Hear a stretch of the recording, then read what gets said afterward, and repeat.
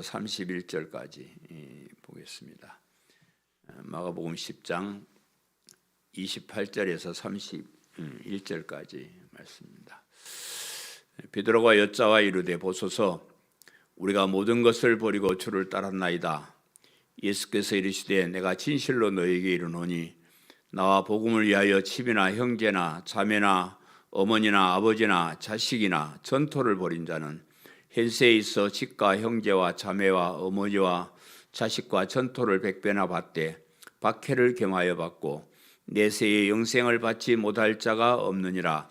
그러나 먼저 된 자로서 나중되고 나중된 자로서 먼저 될 자가 많으니라. 아멘. 제가 그 교회 개척했을 때 우리 집사람하고 둘이서 한 6개월 동안 예배를 드렸거든요. 한 번은 어떤 모르는 아주머니가 아이를 둘이를 안고 왔어. 한 아이가 우니까 그 엄마가 애를 데리고 나가고 또 한 아이가 마저 우니까 우리 집사람이 그 아이를 데리고 나가고 교회 안에는 저만 남아 있습니다. 이게 설교를 계속 해야 되나 멈췄다가 들어오면 해야 되나 고민을 많이 했어요. 그리고 나서 제가 이제 생각한 것이 그때 뭐 녹음 시설이 별로 안 좋았는데도 녹음을 하기 시작하는 겁니다. 나는 지금 방송 설교를 하고 있다. 사람이 아무도 없어도 내가 방송 설교를 하기 때문에 설교를 멈춰서는 안 된다. 그래서 이제 녹음기 틀어놓고 아무도 없어도 이제 설교를 하고 그랬습니다. 요즘에 와서도 이제 뭐 코로나 이후에 교회 사람들이 많이 안 오고 하니까 이제 방송 설교를 하고 그런데 참 감사하게도 우리 그 홈페이지에 보통 한 40-50명은 들어와서 들어요.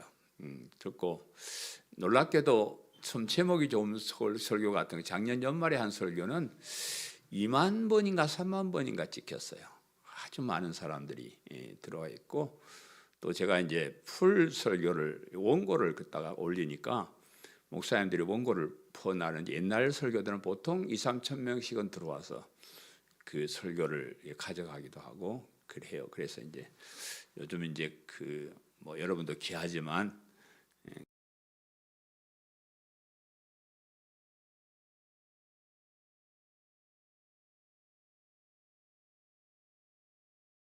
화면이 안 나왔다가 목소리가 안 나왔다가 뭐 그 시기 했다가 제가 기도를 좀 덜 했나 제가 너무 잘하니까 사탄이 방해를 하나 여러 가지로 고민이 많은데 우리 방송팀들은 오늘 밤잠을 자고라도 뭔가 한번 해봅시다. 돈을 들여가지고 조금씩 깔짝깔짝 하지 말고 확실하게. 그런데 이제 방송팀이 다 어디 갔노? 밖에 나간.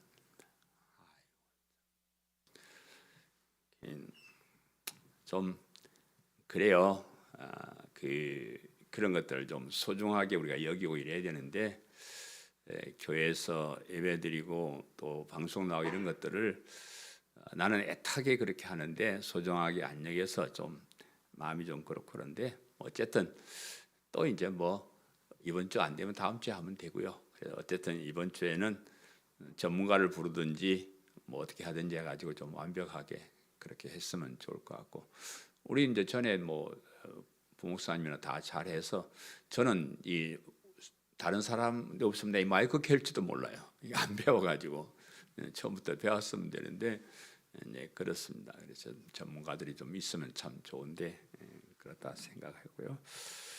제가 요즘 기회만 있으면 양용근 목사님의 그 순교 역사를 정리한 소책차를 갖고 다니면서 우리 목사님의 순교 역사를 많은 사람들에게 이렇게 알리고 있습니다.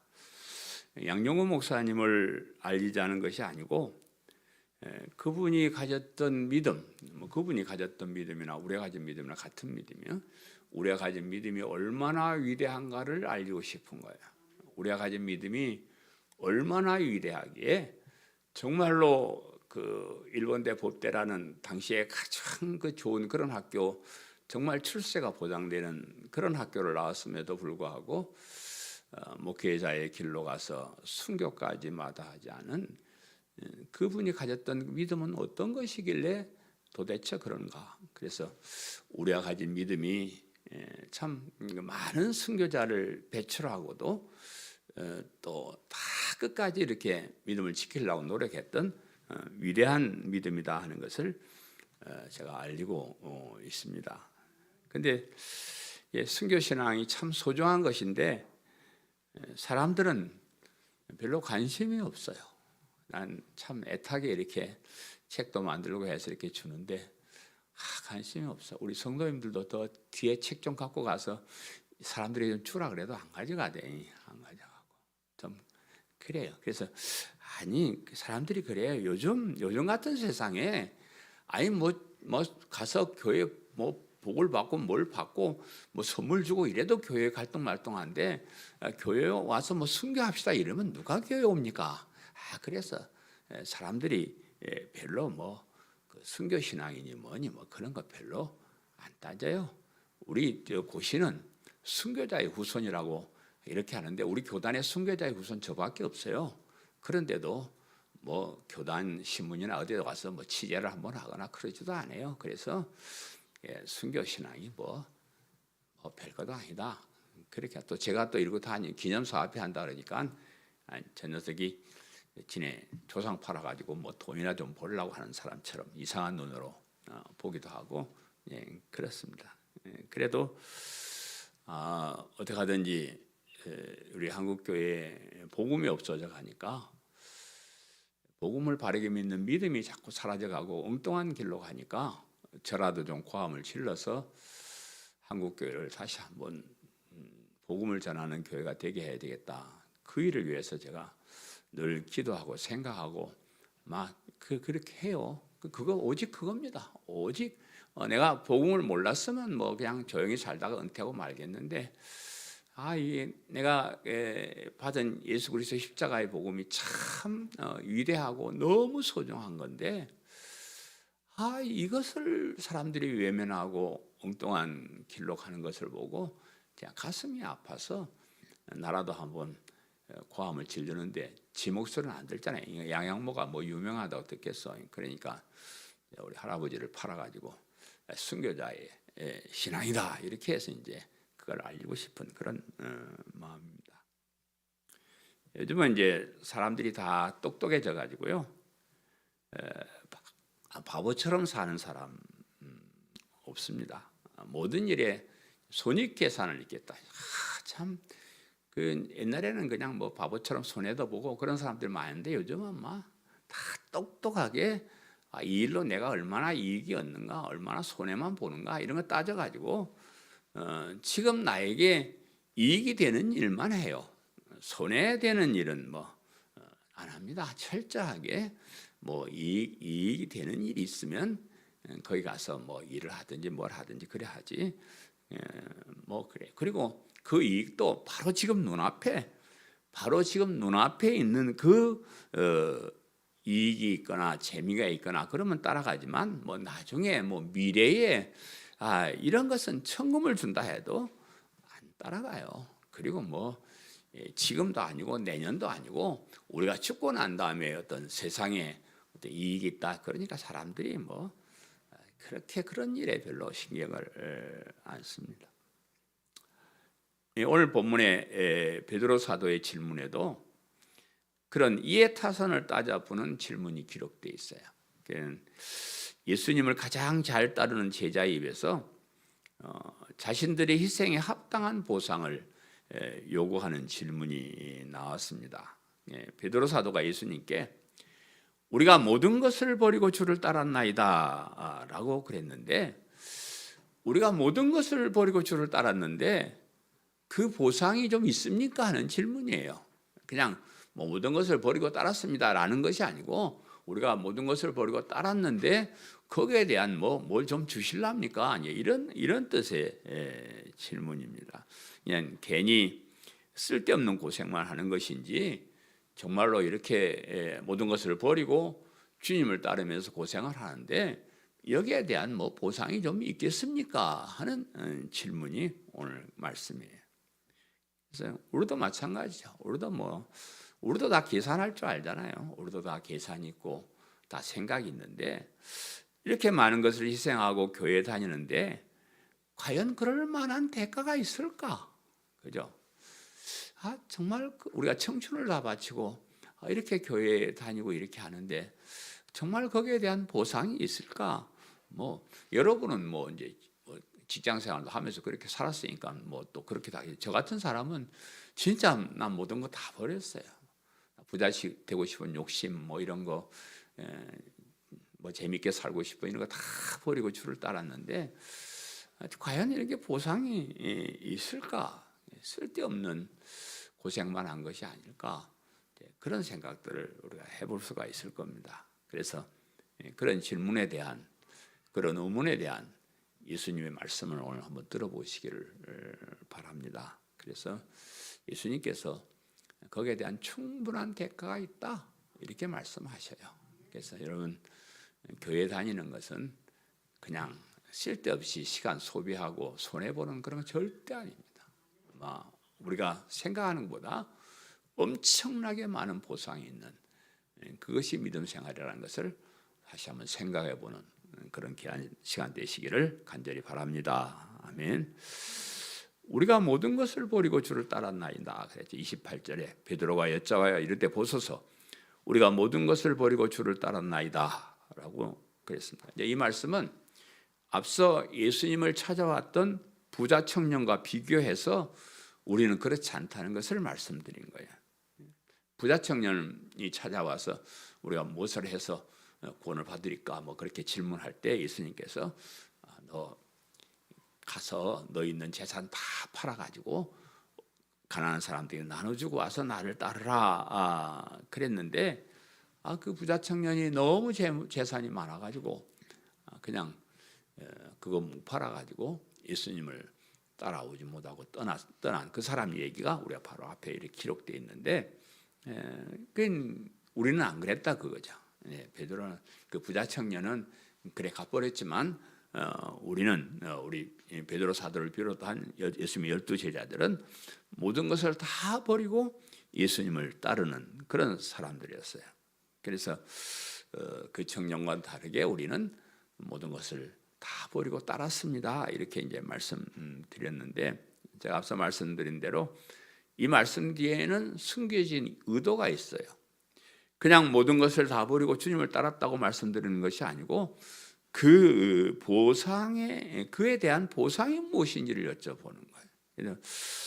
마태복음에는 이제 공간복음이라 해가지고 이제 마태, 마가, 누가복음은 거의 같은 시각으로 이렇게 이제 성경을 보면서 같은 사건을 많이 기록하고 있는데 마태복음은 오늘 이 본문을 기록하면서 베드로의 질문을 기록하면서 그 뒤에 숨겨진 의도를 아예 마태는 써놔버려요. 이렇게 써놨어요. 우리가 모든 것을 버리고 주를 따라 싸운데 그런즉 우리가 무엇을 얻으리까 이 말을 써놔버린대. 마태복음에는. 마가복음에는 그 모든 걸 버리고 따랐습니다까지만 했는데 마태복음에는 그런데 모든 것 버리고 따랐는데 그런즉 뭐 좀 우리에게 주십니까? 이렇게 이제 베드로가 예수님께 여쭤보는 겁니다. 이 질문에 예수님께서 말씀하시기를 나를 따르기 위해서 모든 것을 버린 데 대한 충분한 보상이 있다. 이렇게 말씀하셔요. 이 세상에서도 보상이 있고 또 영원한 세상에서도 충분히 있다. 이렇게 오늘 말씀을 하십니다. 주님을 따른다는 것은 사실 세상의 모든 것을 버리는 일이에요. 우리가 성도라 이렇게 말하는 것은 세상 사람들과 다르다는 거예요. 구별됐다는 겁니다. 우리는 사실 세상의 모든 것, 세상의 어떤 가치관 이런 것들을 다 버리고 주님을 하나님의 뜻을 따르는 그런 사람들입니다. 우리가 그 예수님의 12제자들은 특별히 모든 거 다 버렸어요. 가족도 버리고 직업도 버리고 재산도 버리고 다 버리고 예수님을 따랐고요. 또 여러분 잘 아시는 듯이 예수님이 12제자가 있었는데 이제 그 사도 요한은 반모섬에서 오랫동안 살아 있으면서 요한계시록을 기록해요. 그 사람만 자연사를 했고 나머지는 다 순교를 한 걸로 역사가들이 그렇게 평가를 하고 있습니다. 근데 이제 오늘날 교회는 사도 시대나 초대 교회 시대와는 다릅니다. 우리 성도들이 예수님이 12제자처럼 모든 거 다 버리고 예수님을 따르라 이렇게 하지 않아요. 더 특별한 사람들, 또 목회자들 중에도 좀 더 소명을 받은 특별한 사람들은 모든 것을 다 버리는 사람들도 있지만은 대부분은 다 세상에 우리가 그냥 살아가면서 버리지 않고 그렇게 살아요. 세상에서 열심히 일해서 돈을 벌고 때로는 취미생활도 하면서 우리가 즐겁게 살아도 됩니다. 그런데 예수님을 하나님으로 그리스도로 믿는 이 믿음을 방해하는 것이 있다면 그것은 반드시 버려야 돼요. 우리가 이제 교회 오는데 방해 안 되는 건 취미생활도 하고 뭣도 하고 다 하셔요. 다 돈도 많이 벌고 재밌게 사셔요. 그런데 그런 것들이 교회에 오는 일에 방해가 된다 그러면 그건 버려야 된다. 그러면 아무리 우리가 아끼고 사랑하는 것이 있어도 교회에 오지 않는 교회에 오지 못하게 하는 것들은 잘라버릴 줄 알아야 돼요. 친구나 심지어 가족이나 누구라도 교회에 가는 것, 영원한 생명을 얻는 것에 방해되는 일은 우리가 삼가를 하고, 그래서 우리 앞에 말한 우리의 손이라도 발이라도 우리가 믿음을 가지는데 방해되면 그건 잘라버려야 정말 눈 안 보이는 사람 답답하더라고요. 이 귀한 눈이라도 교회 가는 일에 방해하면 그냥 뽑아서 내버려야 된다. 이렇게 이제 성경은 말씀하고 있습니다. 사탄은 늘 작은 것으로 우리를 유혹해요. 여러분 처음부터 사탄이 우리에게 와가지고 사람 살인죄 어떻게 그런 큰 죄 짓고 하는 게 아니에요. 아주 작은 걸로 우리를 유혹을 합니다. 술 한잔 홀짝홀짝 하는 것도 괜찮아요. 몸에 좋기도 하고 괜찮습니다. 그런데 그게 자꾸 많은 술을 마시게 하고 결국 그 술 때문에 인생을 망치는 사람 참 많아요. 우리 주변에 보면 잘 나가다가 음주운전 사고 한번 해가지고 인생을 망쳐버리는 사람도 있고요. 또 나중에는 알코올 중독자가 돼서 마치는 사람도 알코올이 안 되면 또 마약 쪽으로 가고요. 그런 작은 것 하나 잘라버리지 못한 것 때문에 그것이 우리 인생을 망쳐버리는 그런 것들이 됩니다.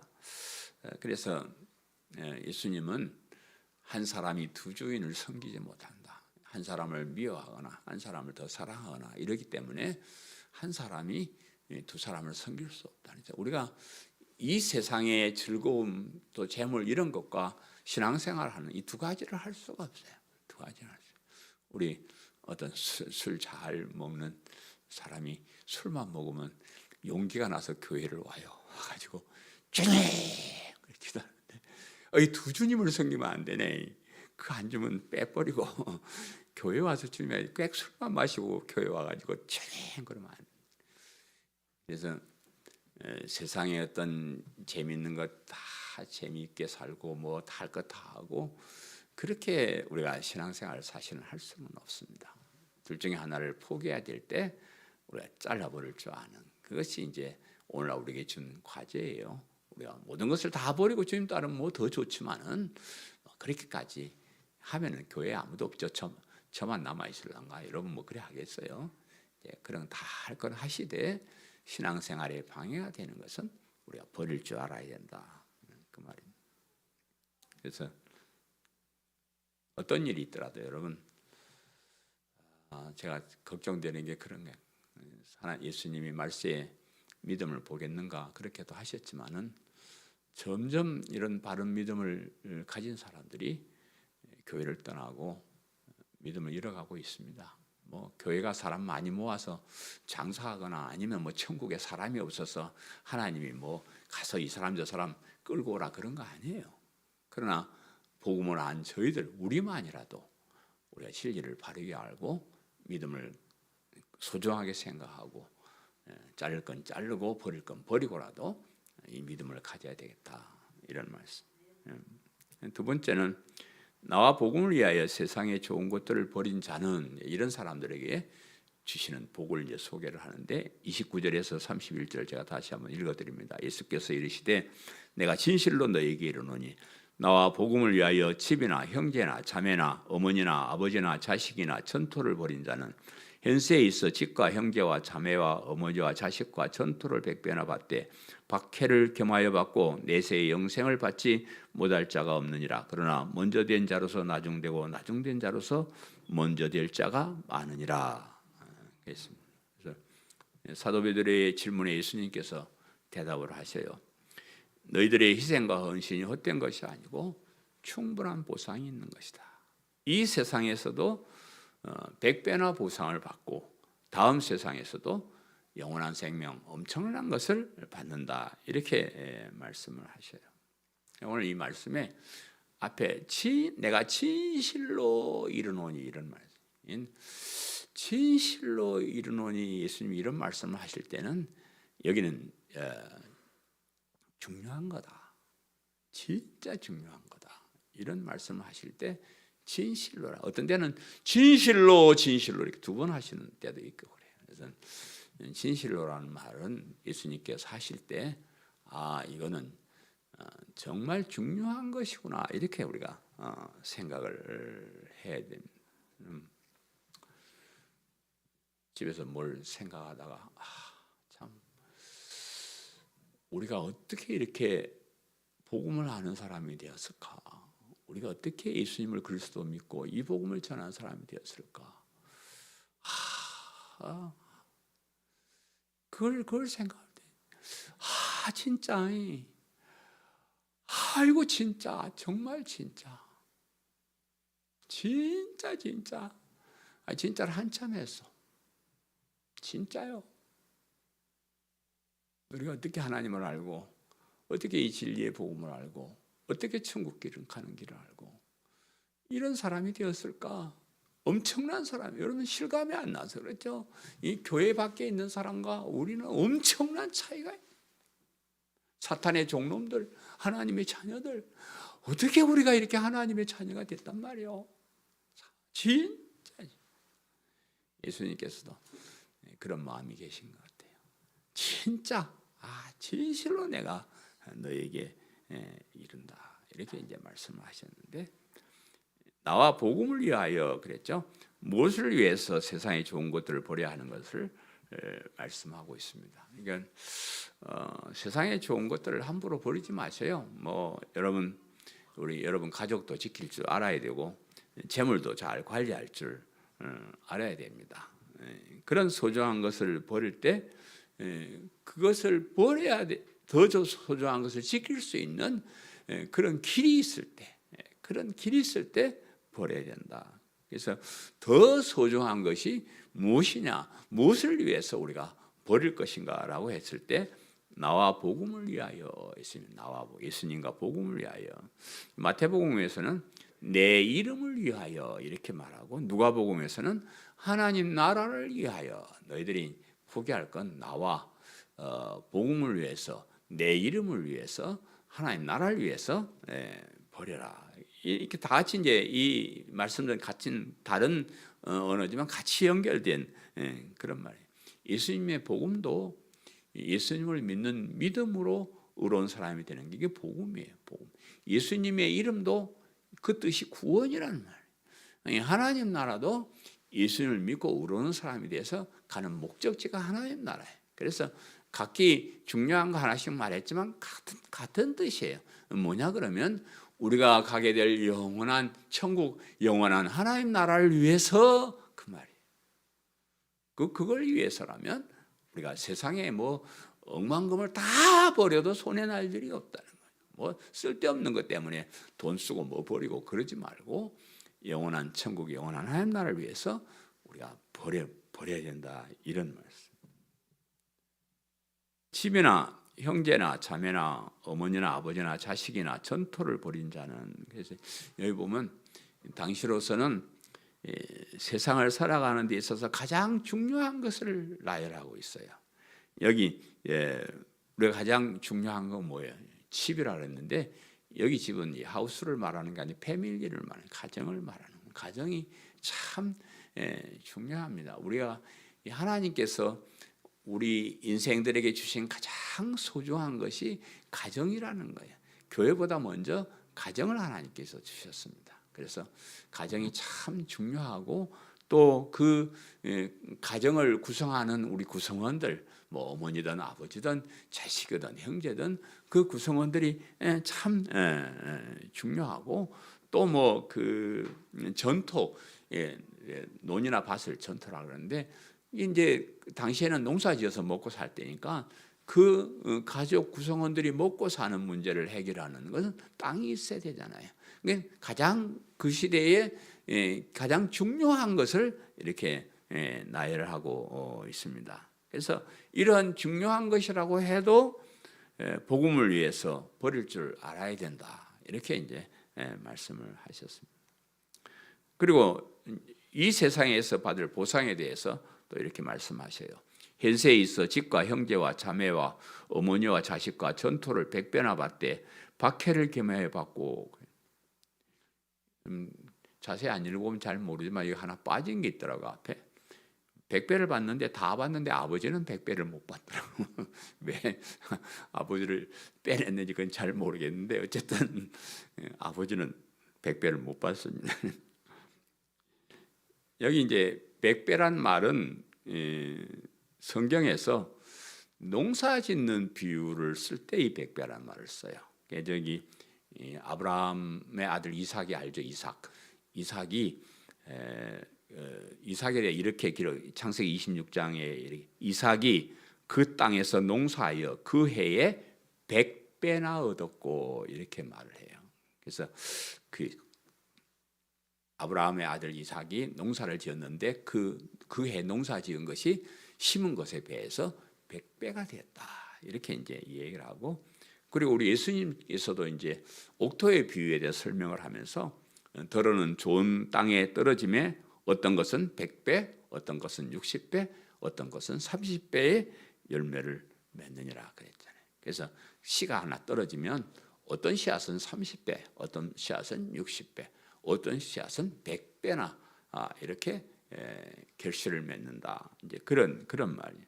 그래서 이 본문에서 100배의 결실이라는 것도 이런 의미라고 생각을 합니다. 우리가 주님과 복음을 위해서 희생하고 헌신하면 그로 인해서 100배나 많은 것을 얻을 수가 있다. 농사 짓는 것에 비유해서 그렇게 말씀을 하십니다. 예수님 당시나 초대교회 때나 그리고 특별히 기독교가 박해를 받을 때는 이 세상에서 보상은 전혀 얻지 못할 때도 있었습니다. 그러나 이제 보통 때는 작은 손해를 본다 그러면 그로 인해서 엄청난 것을 받게 된다. 여러분, 오늘날 교회 다니면서 희생하는 것이 무엇일까요? 교회 오면서 손해 보는 거 뭡니까? 제일 먼저 시간을 뺏기는 것이죠. 요즘은 시간 그리 많이 안 뺏어요. 옛날에는 새벽마다 오라, 수요일, 금요일, 토요일 날 봉사팀, 주일 날 아침, 점심, 저녁 참 옛날에 시간 많이 뺏겼습니다. 거의 일주일을 그냥 교회 가서 살다시피 해야 신앙생활을 하는 것 그랬어요. 요즘은 하루에 일주일에 1시간쯤 와서 예배드리면 그것도 되는데, 그것도 또 1시간 예배드리지만 또 하루 종일 또 다른 일 못하니까 손해 있었다 그렇게 생각하실 거예요. 근데 그 교회에 안 오는 그 시간에 세상에 있으면 뭘 할 수 있을까요? 여기 교회 와가지고 시간 뺏기는 이 시간에 세상에 나가서 몇백만 원, 몇천만 원 벌고 억수로 재미난 일이 있고 그러면 또 모르겠는데, 그냥 이 시간에 교회 안 오고 집에 있어봤자 잘하면 텔레비 보고 오락 좀 하고 또 기분 좋으면 돈 좀 있으면 여행 좀 가서 바람 한번 쉬고 그것도 뭐 여러 가지 유익이 있는 일이죠. 그러나 교회에 와서 예배드린다는 것은 거기에 비하면 엄청난 거예요. 여러분 잘 몰라서 그렇지 여러분 지금 하나님 앞에 와 있습니다. 우주 만물을 창조하신 하나님을 아련하고 있는 거예요. 그 하나님의 말씀을 듣고 있는 거예요. 그 하나님께 기도할 수도 있고요. 이런 시간을 무엇으로 바꾸겠어요? 절대 손해보는 시간 아닙니다. 교회 와서 예배드리는 거 우리 인생의 가장 영광스러운 시간. 정말 이 세상의 그 모든 것을 다 포기하고라도 이 자리에 와 있으면 유익한 그것이 예배드리는 그런 시간입니다. 또 희생하는 거 있다 그러면 뭐 헌금하는 일 또 뭐 좋은 일 하는데 돈 들어가는 거 이런 거 뭐 희생할 거예요. 뭐 요즘은 뭐 교회에서 헌금 강요 그런 거 잘 안 해요. 뭐 헌금 안 하셔도 그냥 오실만 하면 교회 오시면 되고 또 뭐 여유 있으면 헌금하시면 되고 뭐 그렇게 합니다. 예. 근데 여러분 교회 헌금하고 충성하고 뭐 그런 좋은 일하고 하는 것들이 손해만 난다 그러면 헌금하는 사람이 요즘 없을 거예요. 그 맨날 뭐 교회 바치기만 하는데 뭐 나한테 이익이 없는데 뭐 헌금을 해. 근데 하나님께서는 참 많은 보상을 하셔요. 우리 주변에 정말로 그렇게 헌신하며 사는 사람, 이 땅에서 복 받는 사람들 많이 봤어요. 그렇지 않고 자기 마음대로 사는 사람도 많이 있지만 그렇다고 해서 그 사람들이 뭐 엄청 잘 살거나 그러지도 않더라고요. 제가 청년 때 이제 취직을 하고 11조를 이렇게 이제 하기 시작하는데 참 옛날에 돈이 없을 때니까 11조 바치는 것이 참 이렇게 좀 그랬어요. 그래도 뭐 어떻게 해요? 내가 11조 안 하면 순교자의 후손이고 그래서 이제 11조를 하기 시작했는데 11조를 하고 난 다음부터요. 내가 어디 가서 좀 나쁜 짓을 하려고 그러면 멈춰져요. 왜냐 그러면 그때 신앙은 내가 하나님께 복 받으려고 돈까지 갖다 바쳤는데 내가 와서 뭐 남하고 싸움이나 한번 하든지 술을 한 잔 마셔버리면 그 돈 갖다 바친 것이 헛것이 될 것 같아. 그래서 그 내가 11조를 하는 그 순간부터 정말로 올바른 삶을 살기 시작하더라고요. 그래서 저는 그렇게 생각해요. 그렇게 하나님 앞에 헌금하고 헌신할 때 우리가 재물이 있는 곳에 마음도 있다 해서 우리 더 가까워지는 거예요. 더 가까워지고 하나님 우리에게 돈 필요한 거 다 아시기 때문에 그런 정도는 다 채워주십니다. 그래서 그게 손해보는 게 아니다. 교회 다니면서 희생하는 것은 다른 사람보다 착하게 사는 거예요. 제가 목사가 돼서 제일 손해보는 게 착하게 사는 거예요. 아이고, 내가 성질을 한번 낼 수 있나, 욕을 한번 할 수 있나. 사람들이 다 목사라고 나를 보고 있는데, 아유, 착하게 살아요.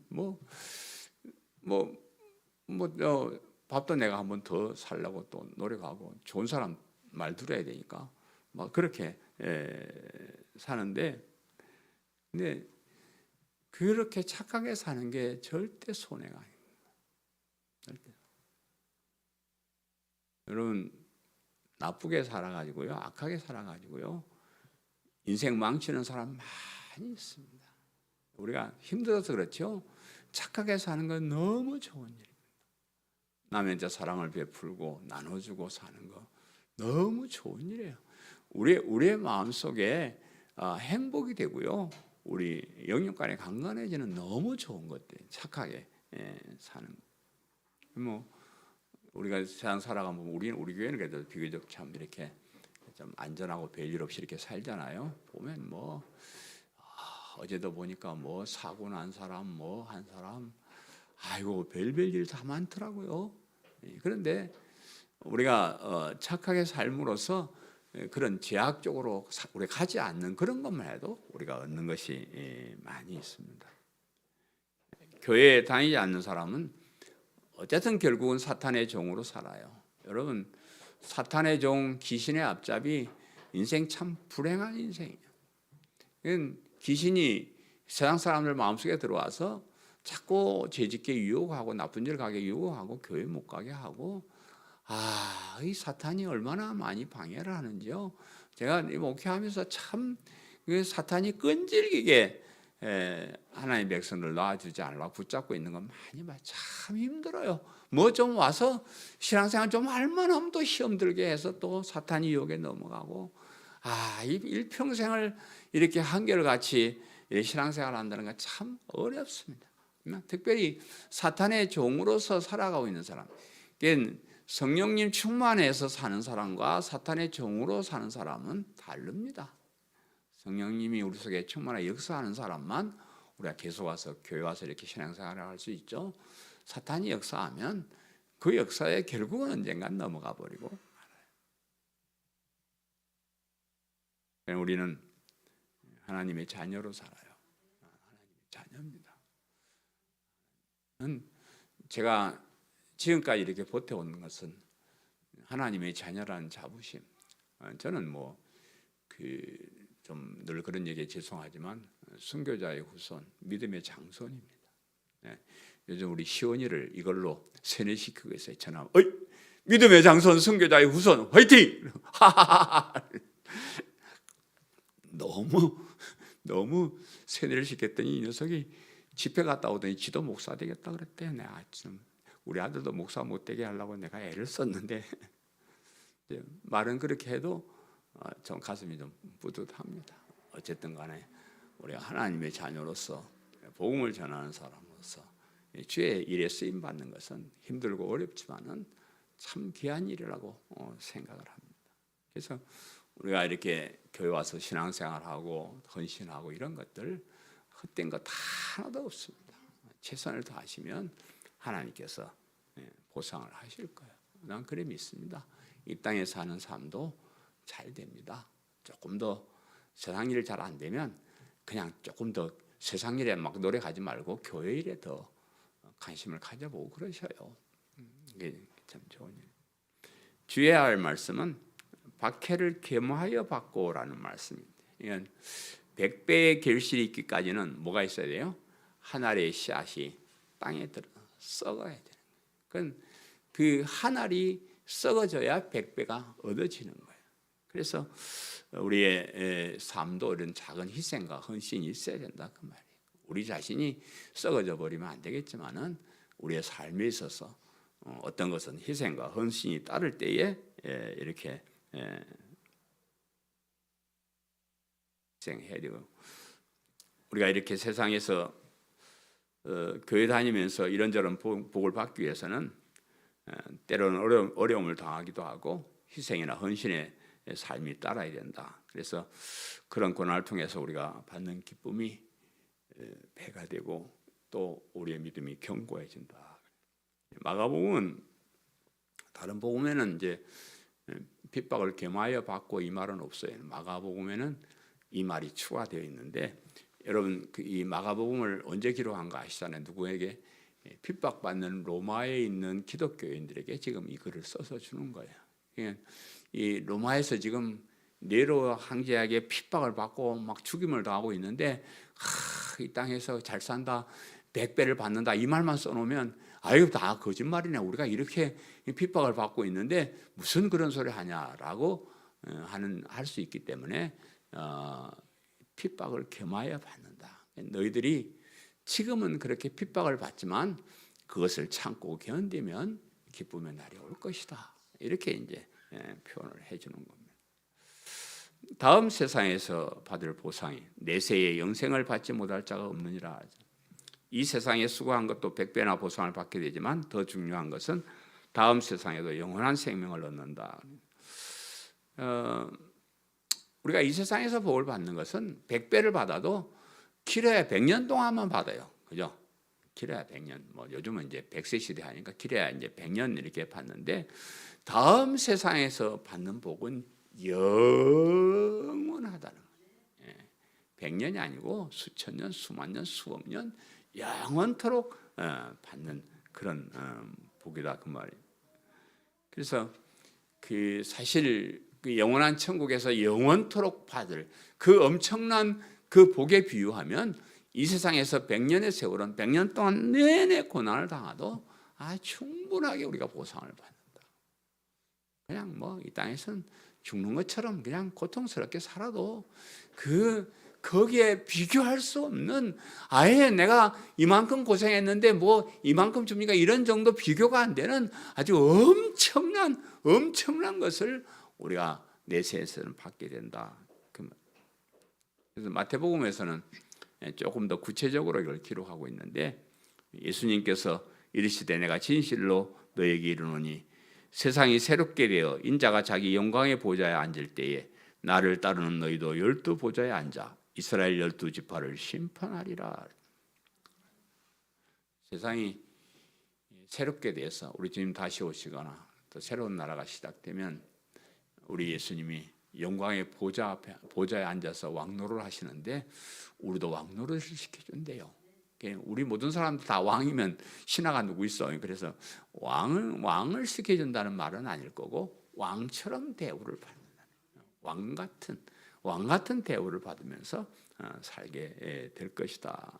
그리고 다른 사람을 심판하는 자리에 있게 될 것이다. 우리가 이 땅에 살아가면서 참 사람들이 우리를 많이 심판해요. 판단해요. 시험도 치르고 뭣도 보고 자격도 보고 잘못하면 뭐라 하기도 하고 참 그런 거 참 우리가 힘들게 사는데 그 나라 그때가 되면은 우리가 다른 사람을 심판하는 자리에 있을 것이다. 그런 말이야. 다른 사람을 판단하고 다른 사람 벌 주기도 하고 그런 우리 역전된 그런 자리에 우리가 있게 될 것이다. 그래서 이런 것은 제가 생각할 때 상징적인 것이라고 생각을 합니다. 어쨌든 우리가 이 땅에서 왕처럼 살았으면 좋겠고 재판장이나 이런 것처럼 그냥 다른 사람을 탁탁 판단하면서 살면 좋겠고 이런 것보다 더 좋은 그런 세상을 너에게 줄 것이다. 이런 우리 천국에서의 그 삶은 우리 인간의 언어로 표현하지 못하는 그런 세상이에요. 그건 다릅니다. 차원이 다르기 때문에 우리가 알 수 있는 단어로 최상급을 표현하는 거예요. 그래서 왕노릇이나 뭐 재판관이나 최상급을 얘기하는 거예요. 그래서 그 나라는 정말로 우리가 상상할 수 없는 그런 좋은 나라가 될 것이다. 그런 말씀이고요. 31절에 기록된 그러나 먼저 된 자로서 나중되고 나중된 자로서 먼저 될 자가 많으니라 하는 말씀이 무슨 뜻인지를 생각해보고 마치겠습니다. 여기 먼저 된 자 이 말은 우리 추석을 하기를 그들이 가진 재산 정도나 교육받은 정도나 지위나 명성이나 재능이 다른 사람보다 뛰어난 사람, 이걸 이제 먼저 된 사람, 잘난 사람 그 말이에요. 그래서 사람의 눈으로 볼 때 이 세상에서 성공한 사람을 말합니다. 선한 일도 많이 하고 보람된 일도 많이 한 그런 사람을 말하는데, 그런데 그 사람이 꼭 천국에 먼저 들어가거나 좋은 자리에 들어가는 것이 아니다, 그런 말이에요. 우리 예수님께서는 그런 외형적인 것을 보시지 않고 우리 속에 있는 진실함을 보시기 때문에, 우리의 마음을 보시기 때문에 그렇다고 말해요. 그래서 뭐 보통 이제 진실한 믿음이 있는 사람은 좋은 일도 많이 하는 사람이지만 세상에서 좋은 일을 많이 하지 못해도 오히려 더 진실한 마음을 가진 사람이 있을 수도 있다는 겁니다. 우리가 겉으로 보기에는 아이고 성공도 하고 잘나고 교회에 뭐 충성도 잘하고 이렇게 보여서 와, 저 사람은 대단하다, 저 사람 천국에서 1등 시민이 되겠다, 우리가 보통 그렇게 생각하는데 그렇지 않을 수도 있다는 겁니다. 그렇게 외형적으로는 그렇게 해도 속에는 진실함이 없을 수도 있다. 반대로 우리가 이 땅의 사람들을 볼 때는 아이 저건 뭐 돈도 없고 출세도 못하고 맨날 비실비실하고 뭐 교회도 뭐 그냥 뭐 영부영 다니고 이런 거 같아 보이지만 그런 사람들 속에도 마음에 진심으로 주님을 사랑하고 예수님을 그리스도 믿는 믿음을 가질 수도 있다, 그런 말이에요. 저도 웬만하면 여러분 외형적이나 이런 거 가지고 판단하지 않으려고 노력합니다. 몰라요.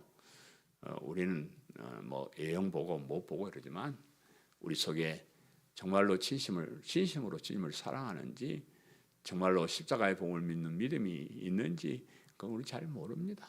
잘 몰라서 그런 거 말씀하시는 거예요. 너무 이 땅에서 성공하지 못하고 뭐 충성하고 헌신하지 못해도 너무 그런 거 가지고 생각하지 말고 정말로 여러분 마음속에 있는 그 진심으로 주님을 사랑하고 주의 일을 해서 충성하고 헌신하고 뭐 그런 사랑하는 마음이 있잖아요. 그냥 사랑하는 마음 그런 거 없으면 대강 적당히 그냥 눈에 보는 대로 외형적으로 그러고 말지만은 정말로 따뜻한 그런 사랑이 있고 정말로 주님 나라와 교회를 위해서 그런 헌신적인 마음이 있으면 뭐라도 더 정말 열심히 하고 잘하려는 그런 마음이 생기시는 거예요. 그런 것을 보시는 거예요. 많은 것을 요구하는 것이 아니지, 작은 것이라도 최선을 다하는 것이 참 중요하다. 그래서 제가 여러분에게 이야기면 외형적으로도 잘 되세요. 먼저 되세요. 돈도 많이 벌고 신앙생활도 잘 하시고 그러면서 그것으로 만족하지 말고 여러분 안에 있는 속사람, 여러분의 영혼이 잘 돼야 됩니다. 진짜 진실한 고백을 할 수 있는 그런 믿음을 가져야 됩니다. 그렇게 두 가지를 다 가지면 금상첨화죠. 더 좋겠죠. 그래서 뭐 속만 좋으면 된다더라 그래 생각하지 말고 겉이나 속이나 다 하나가 되어서 진실로 주님을 사랑하는 그런 성도님 되시기를 간절히 바랍니다. 아멘. 사랑하는 성도 여러분, 오늘은 그 베드로 사도의 질문에 대해서 예수님의 답변을 들어봤습니다. 우리는 예수님의 12 제자들처럼 모든 것을 버리고 주님을 따르는 사람들이 아니고요. 순교의 길을 간다는 것은 상상조차 생각지도 못하는 그런 연약한 그런 사람들이에요. 우린 뭐 그저 아주 작은 것 가지고 우리가 충성하고 헌신하고 그렇게 삽니다. 그렇지만 우리 속에 있는 예수님을 하나님으로 그리스도 믿는 이 믿음, 이것이 소중하고 그것을 위해서 희생하고 헌신하는 것에 대한 보상은 충분하게 있다는 거예요. 저 세상뿐만 아니고 이 세상에서도 100배나 되는 그런 어떤 보상을 하나님께서 주시는 것이고 영원한 세상에는 뭐 우리가 헤아릴 수도 없는 그런 복을 주신다는 것을 생각하시기를 바라고요. 이 땅에서도 100배나 복을 많이 받으시고 저 세상에서 천국을 다 소유하는, 그래서 정말 그곳에서 기쁨으로 영원한 생명을 가지고 사는 우리 성도님들 되시기를 간절히 바랍니다. 아멘. 말씀을 생각하면서 통성으로 기도하겠습니다. 오직 주의 사랑에 매여 내 영 기뻐 노래합니다. 이 소망의 언덕 기쁨의 땅에서 주께 사랑드립니다. 오직 주의 임재 안에 갇혀 오직 주의 임재 안에 갇혀 내 영 기뻐 찬양합니다. 이 소명의 언덕 거룩한 땅에서 주께 경배드립니다. 주께서 주신 모든 은혜 나는 말할 수 없네.